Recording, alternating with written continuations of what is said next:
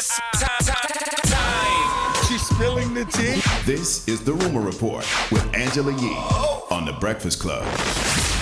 Well, a very unfortunate incident happened for YBN Almighty Jay while he was outside of Saks Fifth Avenue.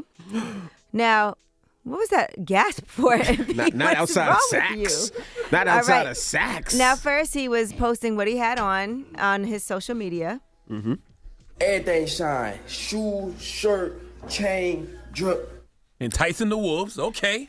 All right. Well, here's the video. Now, there's a video of this whole incident where it starts off outside and moves to inside. Check it out. That's the YBN. Take his chain. Take his chain.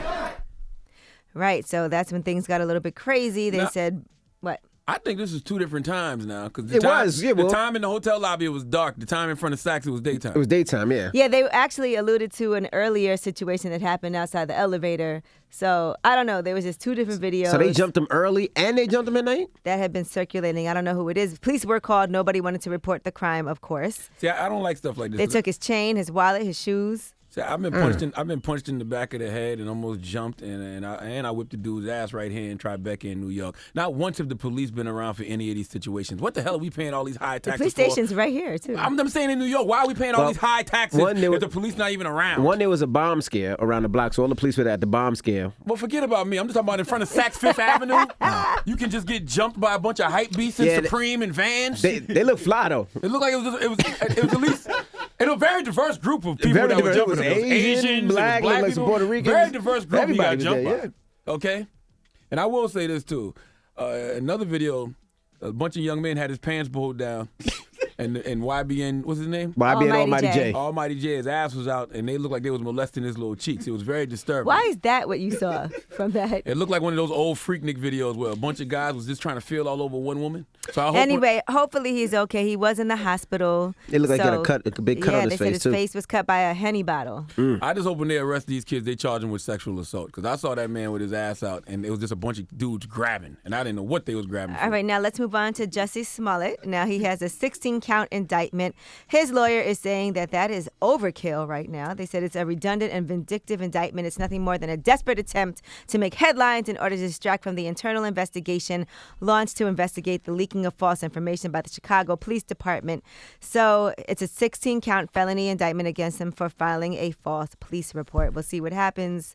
They said a lot of his offers have dried up now. You know, he's not on the last couple of episodes of Empire. Now nobody wants to work with him. Well, cops don't like the work. You know what I'm saying? Jussie, you made them work for an alleged false situation. You know what I mean? So, of course, they're going to hit you with 16 counts. But 16 counts, that's a lot. Yeah, but it's not going to count to no prison time.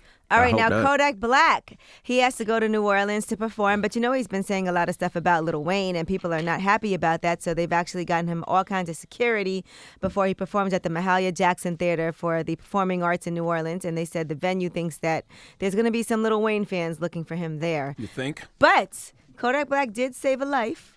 Now, he saw an accident, and he was actually on his Instagram Live, and here's what happened. Damn, dog, somebody just flipped over, dog. Look at this lady, man. You all right?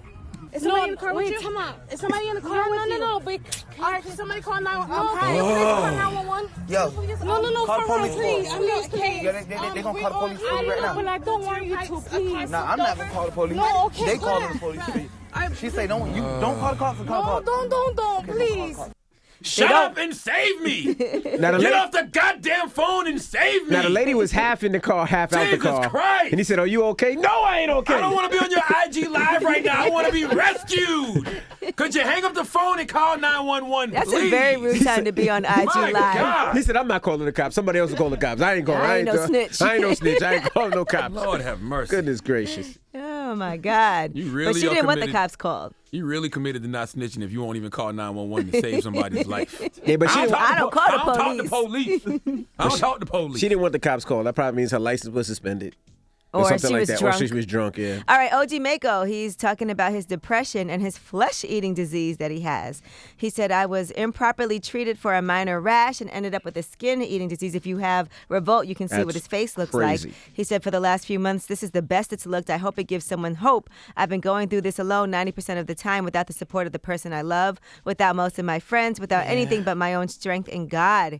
Now, he also says, I know it took a lot to share any of that because I've been going through this for about 3 months, Everybody I really thought would be here, who I really thought I could depend on, weren't there. So he said he's been hiding his face behind masks in his Instagram photos, but he was inspired to show what he's been going through after one of his friends encouraged him to open up about it. That's sad. He said he thought he was going to lose his entire face.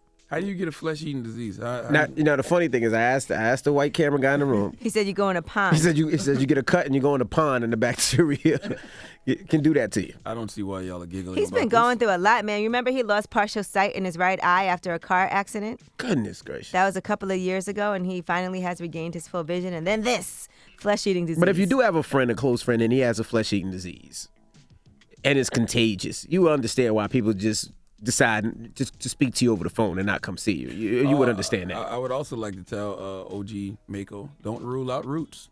Don't rule out voodoo. You know what I'm saying? I'm just saying. You learned about that all day today. I'm just saying.